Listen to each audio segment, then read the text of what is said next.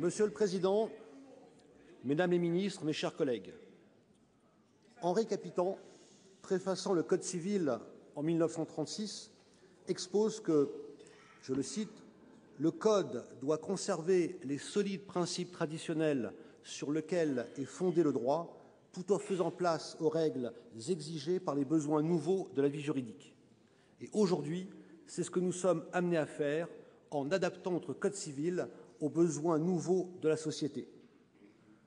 Ces besoins nouveaux, certains veulent les nier, mais ils sont là et bien là. Et nous allons le faire en respectant une universalité des droits sur laquelle reposent les fondements de notre société et de notre République. Et c'est notre fierté. Le gouvernement, soutenu par sa majorité parlementaire, porte cette réforme déjà adoptée par de nombreux États européens.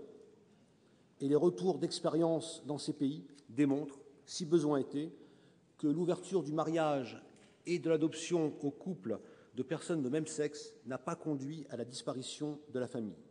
Bien au contraire. Je demeure convaincu que ce qui fonde la famille, c'est le désir de la vie, de l'échange, de la transmission. Ce qui compte avant toute chose pour un enfant, c'est l'équilibre de sa famille. Dans l'étude d'impact, qui est bien documentée, n'en déplaise à notre collègue Gélard, il est bien précisé que la centaine d'articles consacrés depuis 40 ans à l'homoparentalité concluent à ne reconnaître aucune différence entre les enfants élevés dans les différents types de familles. C'est des articles scientifiques. Depuis 40 ans, il y en a une centaine qui ont été analysés. Donc après, on peut tout dénoncer, mais il faut aussi tenir compte des analyses scientifiques.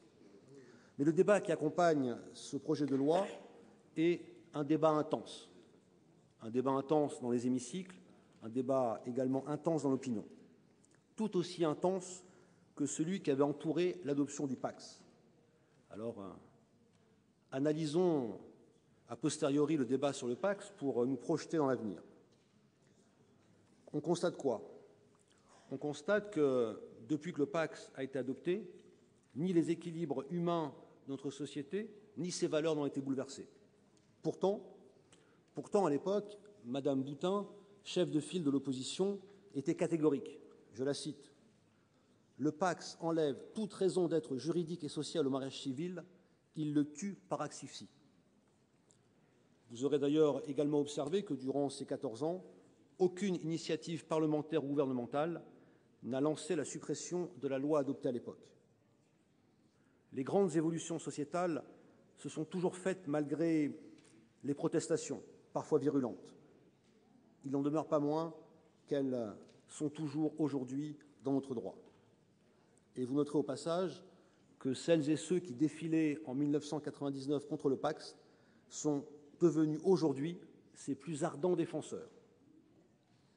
Et acculés, ils ont maintenant trouvé un échappatoire avec cette proposition d'une nouvelle union civile destinée aux couples de même sexe, une sorte de PACS amélioré.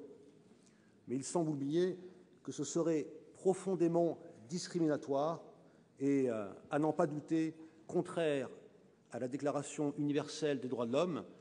Cela a été dit il y a quelques instants, et sûrement également contraire à notre Constitution. Alors, dans le débat, le doyen Gélard, peut-être à court d'arguments, nous a asséné une supposée inconstitutionnalité en s'appuyant sur des analyses audacieuses, mais en aucun cas sur une jurisprudence du Conseil constitutionnel. Et l'analyse qui veut que le mariage ferait partie de notre bloc de constitutionnalité et ne pourrait évoluer sans modification de la Constitution ne résiste pas à la simple analyse du mariage depuis 1804. Depuis 1804, le mariage a déjà profondément évolué.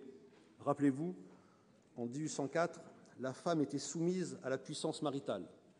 Et c'est d'ailleurs dans la famille que les droits des femmes se sont progressivement imposés et ont été reconnus. Et à chaque fois difficilement, parce qu'à chaque fois les conservateurs y ont dénoncé une remise en cause de la famille traditionnelle. Alors oui, Aujourd'hui, je suis fier de voter ce texte de loi. Et pour conclure, je voudrais partager avec vous l'opinion de Marcel Proust, pour lequel il n'y avait pas d'anormaux quand l'homosexualité était la norme. Parce que la question qui nous est posée à travers ce texte de loi est une question d'égalité entre tous les citoyens, parce que les droits de l'enfant sont garantis. Je vous invite, chers collègues, à soutenir ce projet de loi et à faire entrer l'homosexualité dans l'égalité et à ne plus concevoir la famille qu'une et heureuse, indépendamment du sexe et du genre des parents. Je vous remercie. Merci.